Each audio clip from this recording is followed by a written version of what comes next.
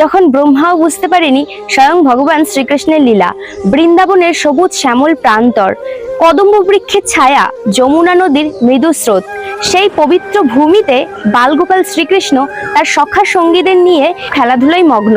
হাসি ঠাট্টা, মাখন চুরি, বাঁশির সুর, এই সমস্ত কিছুতে পুরো বনভূমি আনন্দে ভরে উঠেছে। আর দূর থেকে স্বয়ং ব্রহ্মা এই দৃশ্য প্রত্যক্ষ করছিলেন আর মনে মনে ভাবছিলেন, এই কি সেই পরম ঈশ্বর? যদি তাই হয়ে থাকে তাহলে একটু পরীক্ষা করে দেখা যাক। ব্রহ্মার এই ভাবনার মধ্যে কৌতূহলের থেকেও অহংকারের মাত্রা বেশি ছিল। আর যেই ভাবনা সেই কাজ। একদিন দুপুরবেলা গোপবালকেরা গরু চড়ানোর পর ক্লান্ত হয়ে যখন বিশ্রাম নিচ্ছিলেন, তখন ব্রহ্মা তার ঐশ্বরিক শক্তির মাধ্যমে সেই গরুগুলিকে আর গোপবালকদের অন্যত্র সরিয়ে দেয় এবং মনে মনে বলতে থাকেন, দেখি কৃষ্ণ যদি পরমেশ্বরী হয়ে থাকেন তাহলে সে কি করে এই মুহূর্তে। অহংকারের ফলে ব্রহ্মা এটাই ভুলে গেছিল যে এই ব্রহ্মাণ্ডের মালিক, তাকে বিভ্রান্ত করা কি অতই সহজ? শ্রীকৃষ্ণ যখন এই ঘটনাগুলি প্রত্যক্ষ করলো তখন সে সমস্ত কিছুই বুঝতে পারলো এবং মন থেকে সে শান্ত ছিল।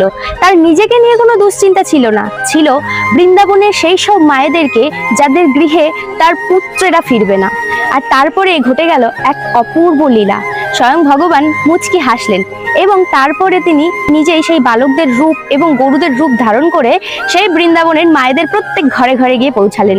মায়েরা বুঝতেই পারলো না আজ তাদের পুত্ররা ঘরে ফেরেনি, ফিরেছে স্বয়ং শ্রীকৃষ্ণই।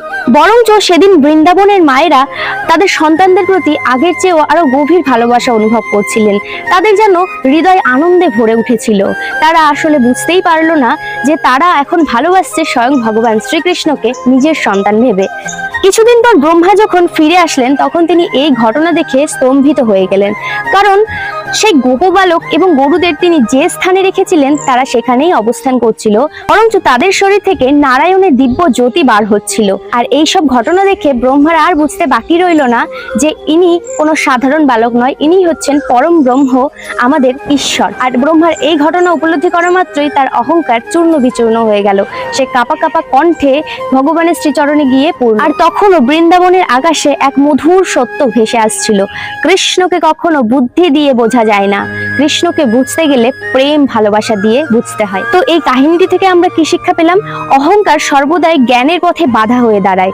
যেখানে ব্রহ্মার মতো এক মহান সৃষ্টিকর্তাও ভুল করে ফেলে অহংকারের বশে, সেখানে আমরা তো ক্ষুদ্র কণা মাত্র। তাই আমাদের সর্বদাই নম্র থাকা উচিত।